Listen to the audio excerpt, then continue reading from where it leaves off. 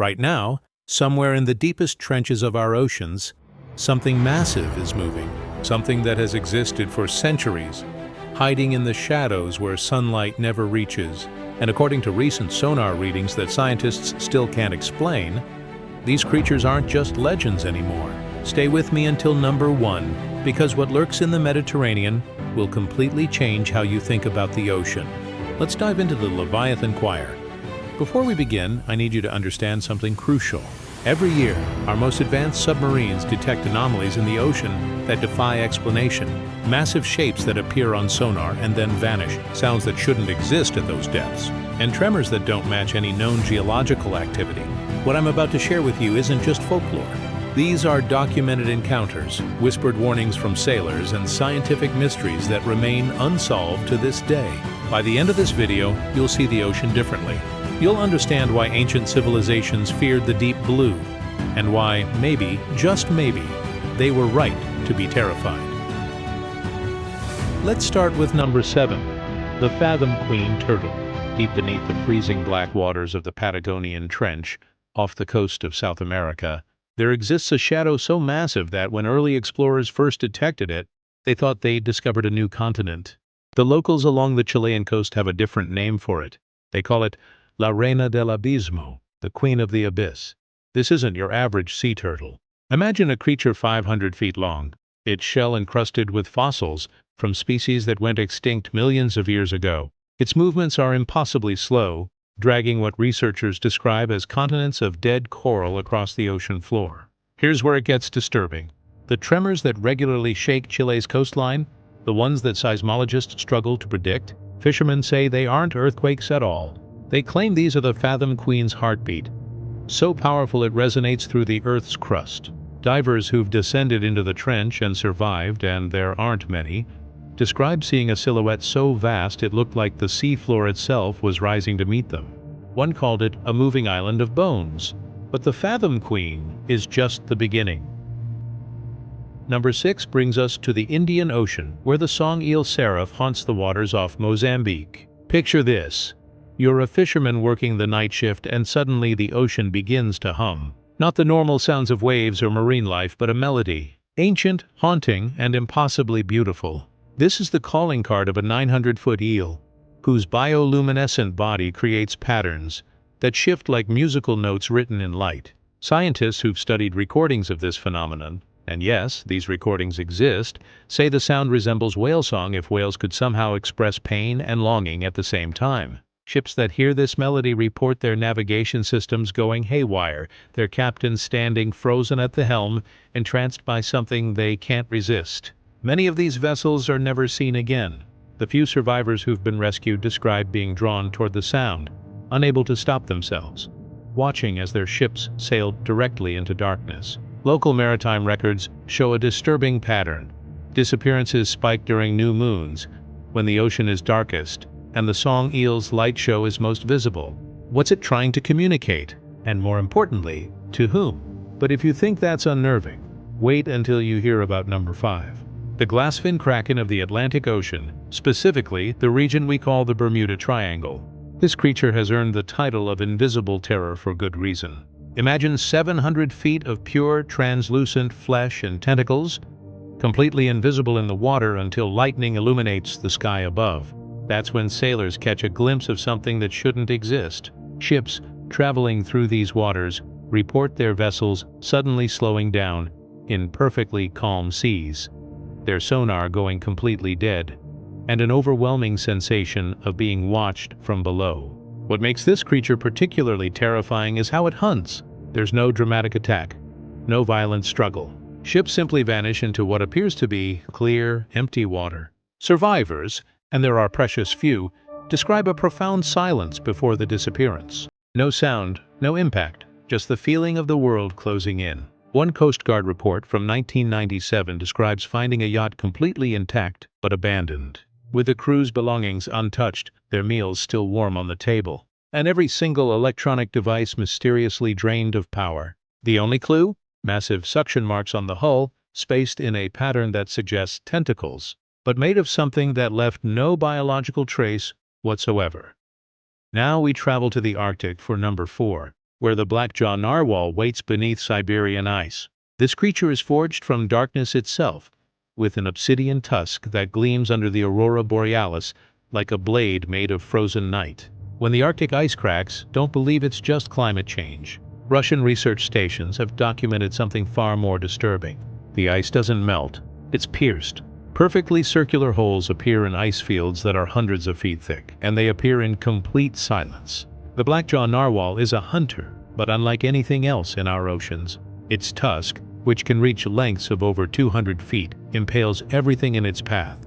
Whales, icebreakers, entire ice shelves. A Norwegian expedition in 2012 captured footage of something massive moving beneath their ship, and when they reviewed the thermal imaging, they found a heat signature that shouldn't exist, something with a body temperature that fluctuates between freezing and boiling, allowing it to move through ice as easily as water.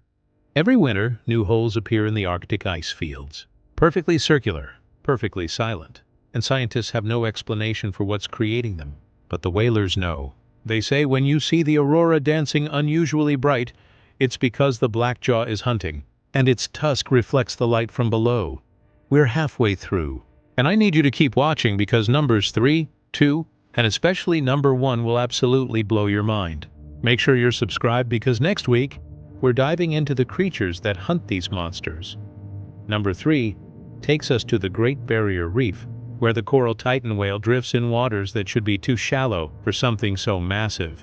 This isn't just a whale, it's an ecosystem unto itself, a fusion of flesh and reef that defies every law of biology we understand. Its hide is completely covered in living coral, barnacles blooming across muscle and bone like some horrific underwater garden. When it rises from the deep, and witnesses say it does this once every few years, the ocean blooms red, not from blood, but from the mass die-off of coral polyps that break away from its body. Entire schools of fish vanish in its wake, not eaten, but absorbed somehow into the reef structure that covers this creature's skin. Aboriginal legends from Australia's coast describe something they call the reef walker, a creature that doesn't swim, but reshapes the sea around it. Modern marine biologists have documented areas of the Great Barrier Reef that transform overnight, coral structures rearranging into patterns that resemble something moving beneath them. And here's the truly disturbing part. When divers take samples from these new coral formations, they find traces of human DNA embedded in the polyps. How? No one knows. But the local dive operators have a rule. When the water starts churning for no reason, you surface immediately, because it means the coral titan is rising, and when it does, it's already too late to escape its influence. Number 2 brings us to the Mariana Trench, the deepest point in our ocean, where the abyssal Leviathan coils in eternal darkness. This is the god of the deep, a creature so massive that it creates its own gravity. Its scales flicker with what scientists call bioluminescence, but survivors of deep-sea submersible missions describe it differently. They say it looks like stars dying, like the creature is covered in the light of dead galaxies. Every sonar ping that reaches these depths returns warped, twisted, as if space itself bends around this creature. In 1960, Jacques Picard descended into the Mariana Trench and reported seeing something he never publicly discussed until years later. A shape so vast he couldn't comprehend its size, with eyes that reflected his submarine's lights like mirrors. Multiple submarines attempting to map the trench's floor have been crushed by what the official reports call pressure anomalies, but the old sailors have a different explanation. They say the sea was singing and the submarines were crushed by sound itself. The abyssal Leviathan doesn't attack. It simply exists in a space where physics works differently, and anything that enters its domain stops following the rules of our reality. And now, number 1. The void singer Behemoth of the Mediterranean, specifically the Strait of Gibraltar, where the Atlantic Ocean meets the Mediterranean Sea. This is the creature that leads the Leviathan Choir, and what I'm about to tell you will sound impossible. The void singer produces sounds at frequencies humans can't hear, but ships can feel. Vessels crossing the strait report their hulls vibrating at frequencies that match no known acoustic phenomenon. Then suddenly implosion.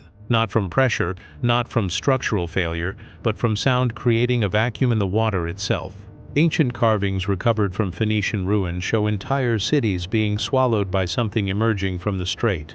Walls of water but no wave, just a void that consumed everything.